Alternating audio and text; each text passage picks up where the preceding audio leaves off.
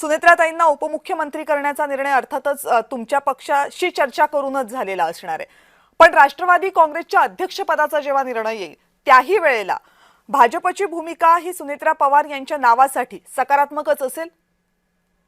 भाजपची भूमिका स्पष्ट आहे, जी पहिल्या दिवशी माननीय देवेंद्रजींनी स्पष्ट केली की कुठल्याही पक्षाचा अंतर्गत नेतृत्व निवडणं हा त्या पक्षाच्या नेत्यांचा, कार्यकर्त्यांचा, पाठीराख्यांचा अधिकार आहे आणि तो आम्ही त्याचा आदर करतोय।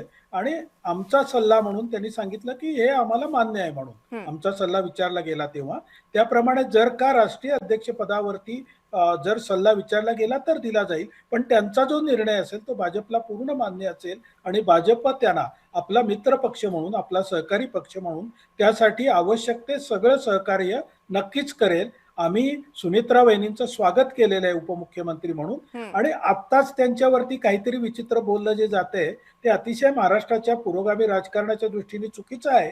त्यांचं स्वागत करून कुठल्याही माणसाला संधी मिळाल्याशिवाय ती व्यक्ती त्या संधीचं सोनं करते की नाही हे पाहता येत नाही। आणि मला खात्री आहे की सुनेत्रा वहिनी या अतिशय शांत स्वभावाच्या असल्या, आपण पाहिलं की बारामती मधल्या त्या अंत्यविधीच्या कार्यक्रमात काही व्यक्ती पुढे पुढे करत होत्या, पण त्या व्यक्तींचे हेतू दुसरे असावेत काहीतरी, कारण ती काही वेळ नव्हती पुढे करण्याची।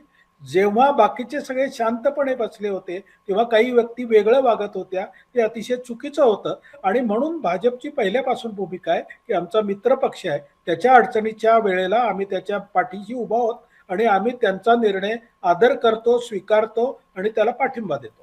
नाही तर तुम्ही जे बोलताय त्याचे बाण कुठे आहेत ते काय कळायला कुणाला फारसं खोलात जाण्याची गरज नाहीये। पण मग जर तसं असेल तर मग हा प्रश्न विचारण्याचं कारणच मुळात हे होतं की जेव्हा दोन्ही राष्ट्रवादी काँग्रेसच्या विलीनीकरणाचा मुद्दा आला होता आणि तेव्हा मुख्यमंत्र्यांना प्रतिक्रिया विचारली होती, त्यावेळेस त्यांनी असं म्हटलं होतं की अजित पवार आम्हाला विचारल्याशिवाय असा काही निर्णय घेणार नव्हते किंवा ते घेऊ शकत नव्हते।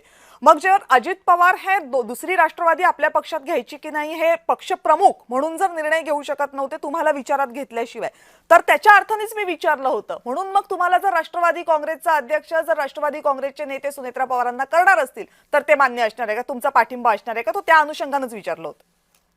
100% असणार आहे। आपण जे मान्य देवेंद्रजींचं स्टेटमेंट सांगताय ते स्टेटमेंट असं आहे, मूळ स्टेटमेंट की अजितदादा माझे चांगले मित्र होते असा काही विषय असता, कारण ते आदल्याच दिवशी दोघ जण 1 तास गप्पा मारत बसले होते, त्याला अनुसरून त्यांनी असं सांगितलं की असा जर काही विषय असता तर दादानी माझ्या नक्की कानावर घातला असता, आपण ते वाक्य थोडंसं मला विचारून घेतला असता वगैरे असं केले, ते बरोबर नाही।